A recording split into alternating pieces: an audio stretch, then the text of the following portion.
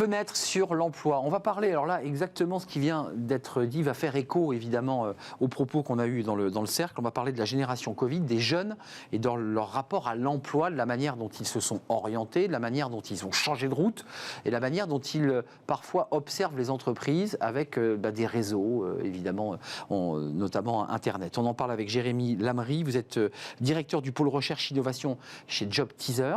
Et vous avez fait un doctorat d'ailleurs sur le sujet qui nous concerne. Et vous en avez tiré un livre, Les compétences du 21e siècle, édition Duno.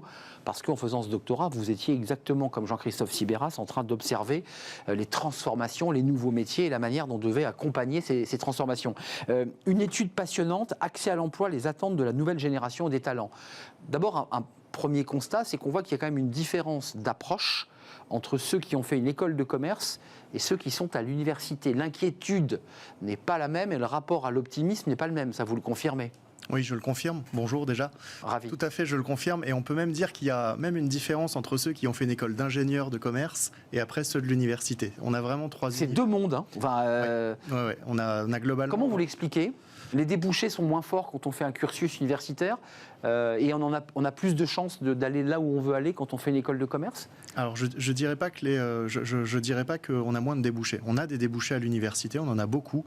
En revanche, je pense que c'est mieux tracé quand on est dans une école, parce qu'on est des entreprises qui recrutent dans ces écoles-là en particulier. On a le contact. On a le contact plus facile.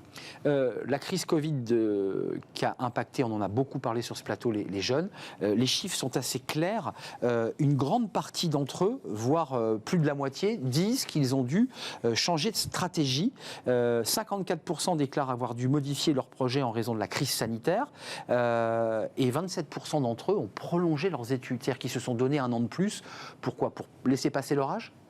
Alors, en fait, il y a plusieurs effets quand on va creuser un petit peu en quali cette information. C'est la troisième étude qu'on fait de ce type depuis le début de la pandémie. Donc, vous avez des analyses. On commence à avoir du recul. Et au début, en fait, on avait des stages bloqués, des choses comme ça, mais pas tant de changements fondamentaux de projet. Et plus ça avance, plus on voit que les jeunes sont vraiment sur du changement de projet. Et ça, je pense qu'il y a un réalisme un peu accru sur les débouchés. Donc on cherche de plus en plus à aller vers des filières où d'un côté on se dit il va y avoir du job et en même temps paradoxalement des filières où on a un épanouissement. Il y a aussi une forme de recherche de l'épanouissement. C'est les mêmes ou pas ? Parce que parfois on peut avoir on se dit, on vient de le voir avec Jean-Christophe Sibéras, on peut avoir des postes où on se dit là il y a du boulot, en même temps ça me donne pas le sens et j'ai envie d'aller ailleurs, mais c'est bouché. Ça corrèle pas complètement. Pas toujours en tout cas. Nos jeunes sont complexes comme les jeunes de toutes les générations, j'ai envie de dire. Mais là, c'est intéressant de voir que on a vraiment et en France particulièrement, parce que quand on mène cette étude, par exemple en Allemagne, on a des résultats qui sont beaucoup plus resserrés. Mais en France, on a une disparité très grande dans la manière dont les étudiants perçoivent leur avenir et la manière dont ils perçoivent aussi leur orientation de manière générale. Alors, je l'évoquais, 53% des étudiants en école d'ingénieur se déclarent confiants, mais 36% seulement des étudiants en cursus universitaire. Ça dit quand même quelque chose, qu'il y a quand même aujourd'hui, vous le ressentez, non pas une défiance, mais en tout cas un doute, une certaine angoisse de cette jeunesse face à leur avenir. Parce qu'on a l'impression que le monde est tout beau, tout va bien, on est presque dans le plein emploi, mais en même temps, ces jeunes, ils sont inquiets. Oui, et ce qui est intéressant, c'est de voir que même quand ils sont entrés en poste, ils sont encore inquiets. C'est même à l'arrivée dans le premier poste. Et ça, nous, on l'attribue vraiment à ce qu'on appelle un manque de réflexivité pendant les études. La réflexivité, c'est tout le chemin qu'on va faire sur soi, pour comprendre, mieux se connaître, comprendre le marché, voir un petit peu quel lien on peut faire avec tout ça, qu'est-ce qu'on a envie de faire dans la vie. À l'université, on nous pose assez peu ces questions. Dans les écoles de commerce, ça commence à aller un peu plus. Là, on affine un peu plus, là. Ça commence à affiner un peu plus, et pourtant, dans les universités, il y a beaucoup de travail qui est fait, mais dans une université de 20, 30, 50 000 étudiants, c'est dur de toucher tout le monde. Et donc, on a des jeunes qui sont un peu plus laissés à eux-mêmes et pour qui c'est peut-être un peu plus dur de se connaître. Il y a des enjeux énormes d'orientation. Sans dénigrer l'université aux dépens d'école, de l'alternance, parce que l'idée c'est que c'est un modèle mixte, mais on voit quand même que l'université, c'est une des critiques, est assez peu connectée, voire déconnectée du monde de l'entreprise.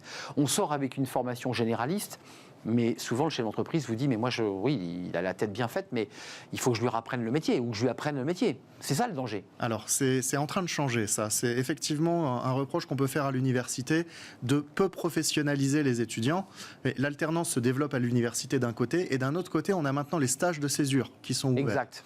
Qui permettent de faire 1 année, 6 mois. Exactement. En fait, c'est jusqu'à, si je ne me trompe pas, c'est jusqu'à 1 an par cycle. Donc 1 an en licence, 1 an en master.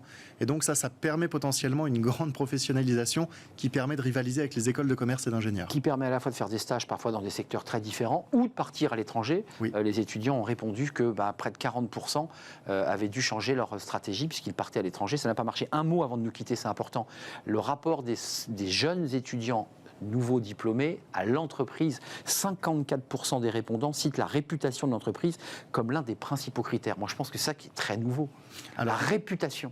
La réputation, mais les avis aussi. Et les avis. En fait, les jeunes, aujourd'hui, leur première source d'information sur une entreprise, ça va être les avis laissés par d'autres salariés ou d'anciens salariés sur des plateformes comme Glassdoor ou JobTeaser. Donc ça veut dire que l'offboarding, la façon dont une entreprise a pu traiter son collaborateur, qui lui-même devient ambassadeur, ou celui qui va scier la branche qu'il vient de quitter. Donc il y a un enjeu très fort pour l'entreprise là. Là, ça interroge l'entreprise. Alors onboarding, mais offboarding, mais aussi marque employeur, c'est-à-dire tous les candidats que vous recrutez pas sont susceptibles de laisser des opinions, des avis aussi sur la manière dont ils n'ont pas été recrutés. Et donc pour les entreprises, il y a un enjeu aujourd'hui extrêmement important de tenir compte de tous les canaux par lesquels ils font entrer ou sortir des personnes dans leur entreprise. Avant de nous quitter, on voit bien les enjeux là, des métiers de 2030, c'était un peu la thématique du jour. On disait à mon époque, c'était il y a longtemps, mais tout le monde va en psycho, en sociaux, tout ça est bouché, on ne peut pas fournir autant de psychologues qu'il y a d'étudiants. Est-ce que grâce à l'alternance, grâce à cette évolution, on est en train de mieux connecter finalement les formations avec le marché du travail? Est-ce que ça avance? Alors, là-dessus, c'est très intéressant ce que vous dites parce qu'on est dans un syndrome typiquement français. Par exemple, en Angleterre, on peut avoir fait une licence de philosophie et finir trader. En France, c'est très très compliqué. Donc, au-delà du fait de rationaliser un peu les formations, se dire il y a moins de débouchés là, on en met moins, on a aussi le sujet côté employeur d'être prêt puisqu'on a des gens qui sont malgré tout relativement peu professionnalisés. Aller chercher sur d'autres profils. Exactement, aller chercher des gens pour leur potentiel, plus que pour ce qu'on pense qu'ils savent. D'ailleurs, ça va devenir, à mon avis, une obligation, puisqu'on ne trouvera pas toujours le diplôme qui va bien, donc on devra aller ouvrir le recrutement. Je le vois, nous chez JobTeaser, on recrute 200 personnes cette année, et pour de nombreux postes, en fait, on regarde à peine le CV. Ce qui nous intéresse, c'est ce qu'ils sont capables de faire. Merci Jérémy Lamry, j'aurais bien aimé vous interroger un peu plus longtemps encore. Passionnant. Allez voir cette étude JobTeaser février 2022, puis ça permet d'avoir aussi les autres pour les comparer. Merci d'être venu nous rendre visite.